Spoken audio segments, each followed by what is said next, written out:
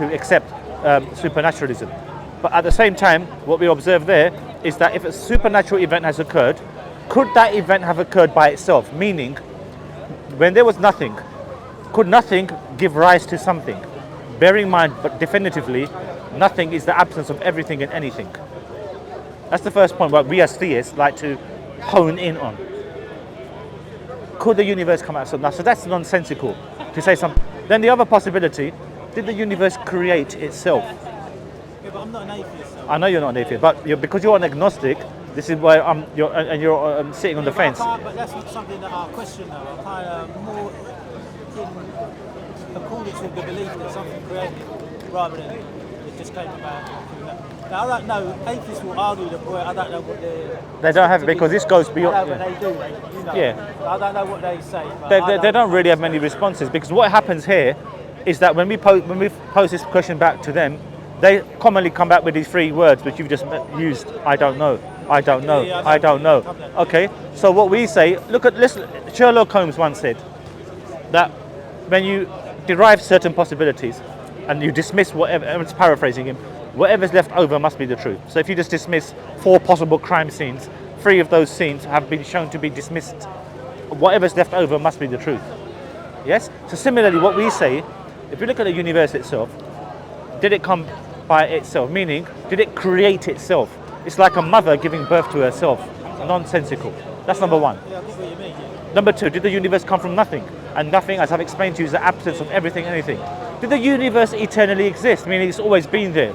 That was the prevailing understanding in academia going back about 150, 200 years ago, a static, eternal universe. But since then, science has established that, no, the prevailing model now is that the universe came into existence. So something has come into existence, by definition, it necessitates that there was a point that it wasn't there, but if it's coming into existence, how did it come about?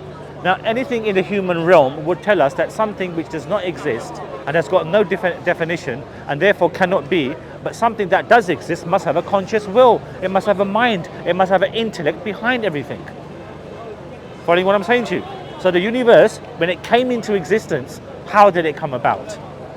It must have something so vast, something as basic as a mobile phone has come together via a conglomeration of various individuals and then forwarded on to make a mobile phone in a designed particular way. So therefore we can accept that. But what about a universe in generality? Did it come by something so vast, come by itself? It requires a conscious will, a transcendent being, a necessary being who is not contingent upon anything. The universe is contingent upon parts. The universe is made up of parts. So something has to be independent of that. So if the response is retorted, oh, well, who created God? And then what we say, if that goes on forever, an infinite chain of past series of events, which cannot take place in terms of dependency. Are you following what I'm saying, my friend? So by that point, we will never come into the present. Who created that God? Who created that God? Who created that God? It'll go on forever, and hence we would not come into the present. We cannot traverse infinity. Are you following what I'm saying to you, my friend? So the only logical explanation is something outside of this universe has created this universe. Something so supernatural, something so beyond and unlike the universe. As me and you speak, if I put my hand out towards you, what have we got in between? We've got time, matter, space, energy. All these are components of the Big Bang. But what that singularity, what was there before that, is indescribable. So Allah, by proxy, is one who is self-sufficient and independent. He's not contingent upon anything. Everything which exists is dependent upon something else. It's referred to as a contingency argument. But something has to be outside of that set of dependent things, which must, by necessity, be independent. And that's a bit of a mouthful that I'm throwing out, but it's something for you to contemplate. So something has to be independent of the contingent set of contingent things. And it has to be definitively as such. And it cannot be any other way. Because if it was any other way, then the fact that it is one way, that for example we've got existence. Why is there no non-existence? So the fact there is existence, and the universe has come into existence, it then necessitates there must have been a creator who's perfectly designed this universe for our very fundamental living. Does this make sense? So if you say kind of, then what's the alternative? The alternative would be an atheist would say, No, oh, like I say, I'm kind of with you on it, man. And I know atheists would disagree with you. I don't know what their arguments are. Yeah. But I know that there's opposing views. But I'm with it. That's what I said. I'm with you on you're that. with me, good man. Yeah. But even they are, I mean, I'm familiar with lots of their arguments, but they're futile, Yeah. and they are bordering on nonsensical at times. But to them, they're correct. You know?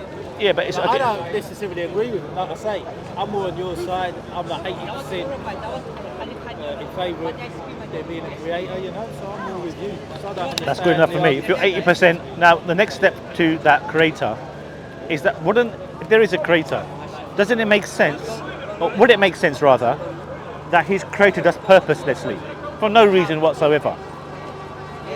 Or would that creator intrinsically want to put something within us to define or to understand who that creator is? Wouldn't you think so? Wouldn't you, if you made, listen, just say you've got family, just you as an individual, you've got family, just say with lots of different women, as an example. Just an example, I'm not saying you, okay, anyone. Now, you would assume that that individual will want to know at some juncture where his family is, what they're doing, what they're up to. The creator is the creator of the heavens and the earth and everything that is within there. It makes no sense that he created us all purposelessly and simply say, get on with it, and I'll judge you in a few thousand years. You're off to heaven, you're off to hell, off you go.